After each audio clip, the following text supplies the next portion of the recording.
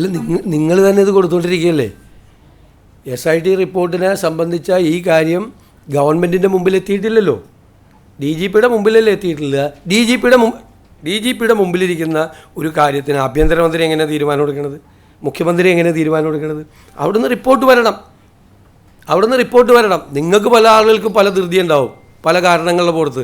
ഞങ്ങളുടെ മുമ്പിൽ SIT രൂപീകരിച്ച് SIT അവർ റിപ്പോർട്ട് ചെയ്യേണ്ടത് ഹോം മിനിസ്റ്റർക്ക് മുഖ്യമന്ത്രിക്കല്ല, അവർ DGPക്കാണ് റിപ്പോർട്ട് ചെയ്യേണ്ടത്.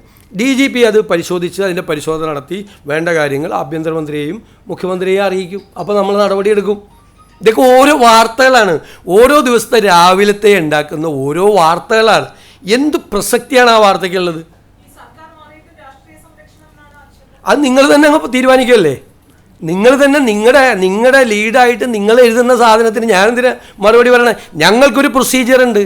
SIT അന്വേഷിക്കുന്ന കാര്യത്തിൽ SITയിലെ ഉദ്യോഗസ്ഥനെ ആഭ്യന്തരമന്ത്രിക്ക് വിളിച്ചു വരുത്തിയിട്ട് ആ റിപ്പോർട്ടും കൊടുത്താൽ എനിക്കിപ്പോൾ തന്നെ നടപടി എടുക്കണം, കാരണം ഏഷ്യാനെറ്റിൽ വാർത്ത വന്നിട്ടുണ്ട് എന്ന് പറഞ്ഞിട്ട് കൊടുക്കാൻ പറ്റുമോ?